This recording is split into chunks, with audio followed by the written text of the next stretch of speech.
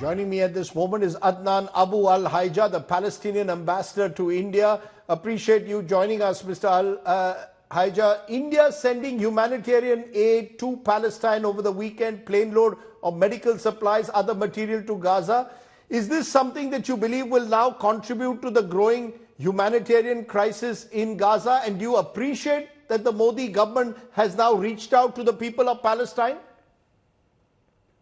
For sure, we appreciate what Mr. Modi government has done, and I think the Palestinian people are in need for a humanitarian aid. We are always looking for India, and we ask more, let me say, not only for humanitarian aid, as long as also we are looking for political attitudes, and we are looking for India to cooperate with other countries to break down the siege of have been done for 16 days of the Israelis. The normal supplier thing to the Gaza Strip before the 7th of October, hundreds of trucks used to enter Gaza at that time. For 16 days up to now, there is only 20 trucks has entered Gaza, and most of it, it's medicine. We need fuel for the hospital, fuel for the hospitals, and food for the people, electricity, oxygen for the patient, and as you know, all humanitarian aids. Mr. Ambassador, I realize that this is a very small part of what Palestinians need, but you said just now India needs to play a part in lifting the siege in Gaza. You actually want India to find a political solution? Do you actually think Indians can the Indian government can contribute to lifting the siege in Gaza? Does that have to be done by the Western world, which has far greater clout with Israel, which is backing Israel all the way? What role can India play here? No, not India only, but India is a very important country, and it has very strong relation with many other countries all around the world. India with the international community, European or Russia, China, the United States or Arab countries, they have to cooperate and make a real pressure at the Israelis, because what's going on, it's war crimes. It can't be continued like that. 2.2 of our people are living in an open prison. Before the 7th of October, the poverty in Gaza Strip was 70%. So you can imagine what is the situation with that killing, with that destruction, with that ethnic cleansing from North Gaza to South Gaza, with the genocide of the killing of the people. You know, up to now, they have killed, who are registered from the health ministry, 4,800 people, and registered more than 1,300 under the debris of the building. So they altogether are more than 6,000. But people have been killed and 16,000 has been injured.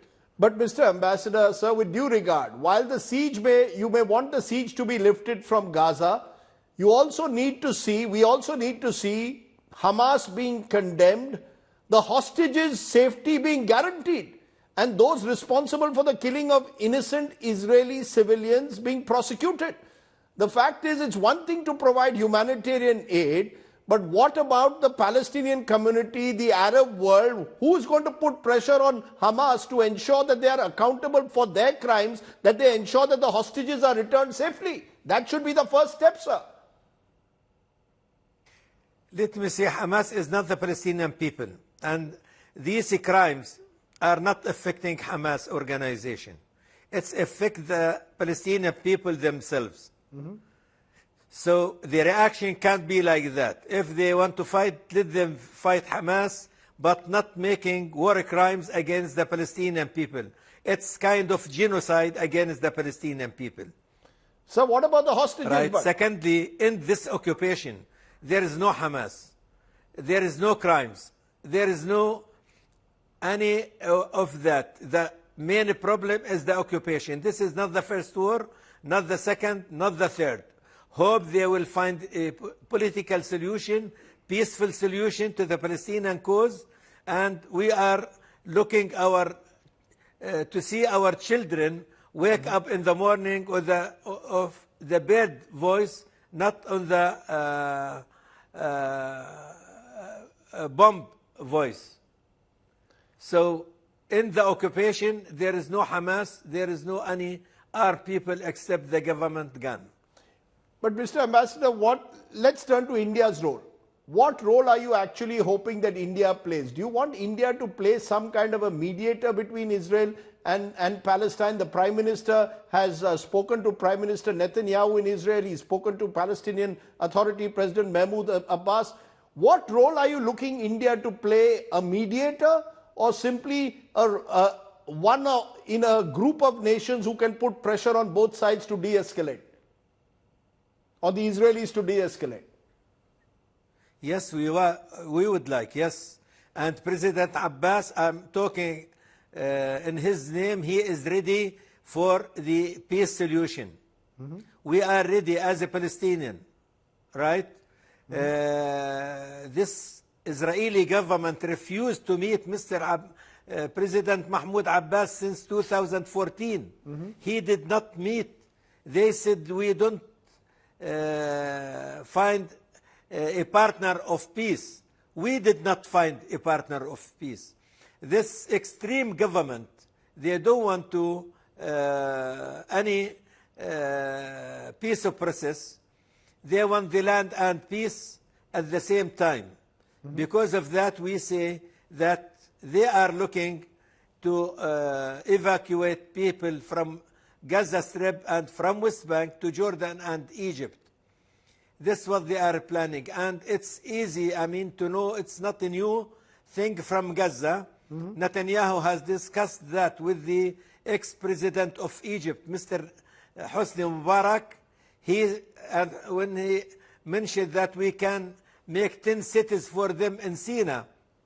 You're saying Hosni Mubarak said, forget. No, you're saying the Israelis want all Palestinians to be evacuated out of Gaza, but I ask you again, will you therefore accept that Hamas needs to be eliminated?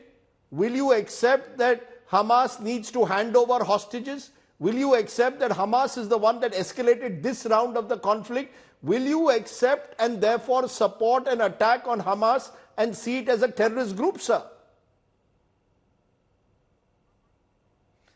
No, I don't attack. I don't support the Israelis. I don't support the occupation. Occupation should be ended. Sir, that's it. The killing of the Palestinian. Do you know from the beginning? Sir, you're not answering my question. Do you agree that Hamas also has to be eliminated? It's one thing, Israeli occupation. Yes, that is a debate that must also be on the table. But do you agree that Hamas has to be, their leadership has to pay for what has happened? Hamas is part of the Palestinian people, right? Mm-hmm. In the occupation, there won't be Hamas. Hamas will be ended as long as the occupation is not there. This extreme government, by the way, mm-hmm. since it has been formed last end of September, from the beginning of this year till 7th of September, of October, they have killed 260 people in West Bank. From 7th of October till now, they have killed 93 people in West Bank. They are killing the people, confiscating land, their settlers, armed settlers, their militia, are killing the Palestinian people everywhere, burning their homes, uprooting their trees, defended by the occupied soldiers. So you have not only to talk about Hamas, talk about those mm-hmm. criminals of the occupied forces and their militias, the settlers. Let me leave it there, Adnan. Alhaija, you've given us your position. You appreciate what the Modi government has done, but you expect now the Israelis to end what you're saying, the siege of Gaza. I appreciate you joining us at this moment.